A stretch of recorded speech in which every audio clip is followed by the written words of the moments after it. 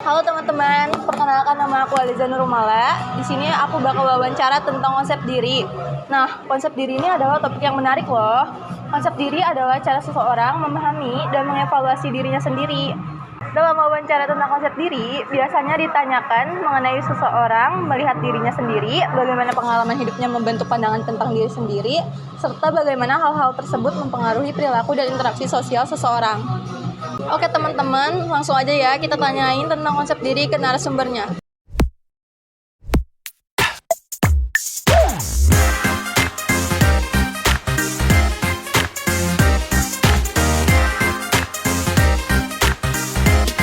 Oke teman-teman, kali ini kita kedatangan narasumber.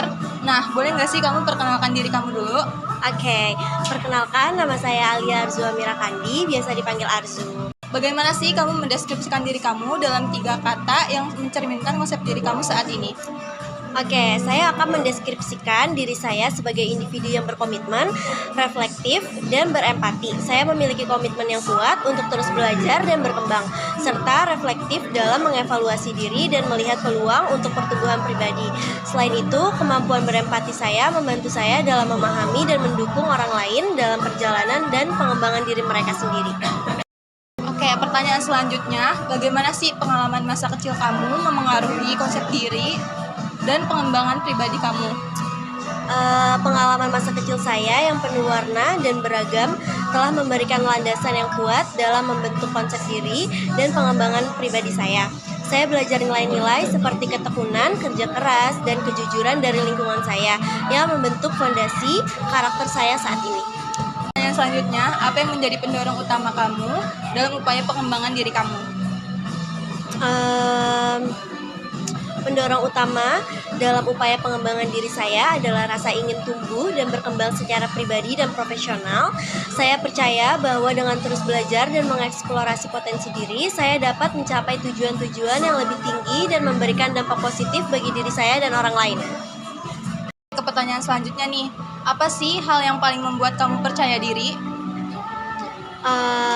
Kesuksesan dalam mencapai tujuan-tujuan kecil saya secara konsisten merupakan faktor utama yang membuat saya merasa percaya diri.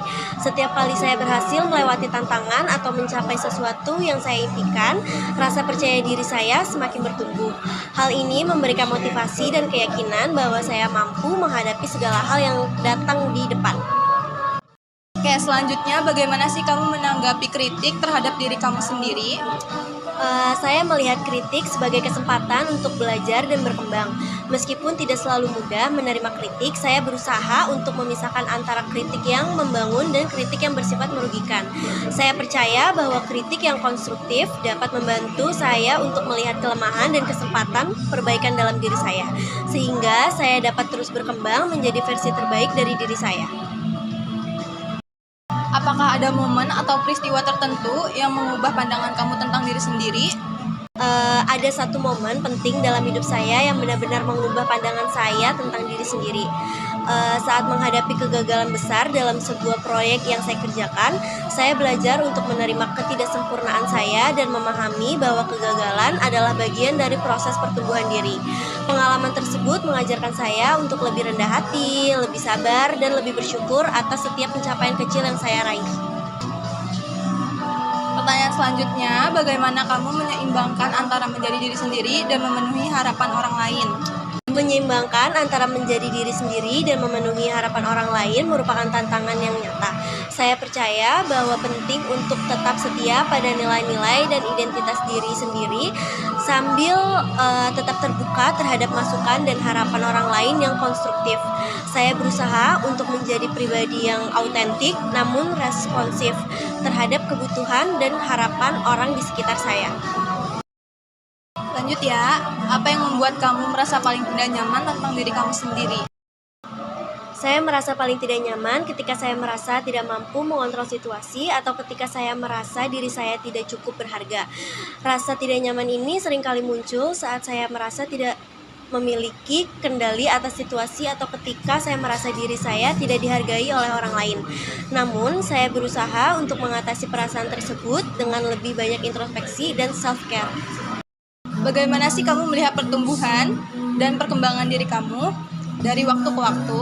Saya melihat pertumbuhan dan perkembangan diri saya sebagai perjalanan yang penuh dengan tantangan dan pembelajaran. Dari waktu ke waktu, saya telah mengalami berbagai fase perkembangan yang membentuk saya menjadi individu yang sekarang. Saya berusaha untuk terus berkembang, belajar dari pengalaman, dan menjadi lebih baik dari hari ke hari.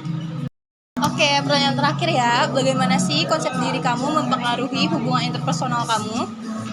Konsep diri saya yang positif dan percaya diri membantu saya untuk membangun hubungan yang sehat dan saling mendukung dengan orang di sekitar. Dengan memiliki pandangan yang positif tentang diri sendiri, saya mampu memberikan dukungan dan empati kepada orang lain tanpa perasaan takut atau tidak aman. Konsep diri yang seimbang juga membantu saya untuk lebih terbuka terhadap masukan dan kritik yang konstruktif dalam hubungan interpersonal. Semoga jawaban yang saya berikan dapat memberikan gambaran yang lebih mendalam tentang konsep diri dan bagaimana hal itu mempengaruhi individu dalam berbagai aspek kehidupan. Oke, sekian wawancara kali ini. Semoga membantu teman-teman untuk menambah ilmu dan wawasan. Sekian, terima kasih.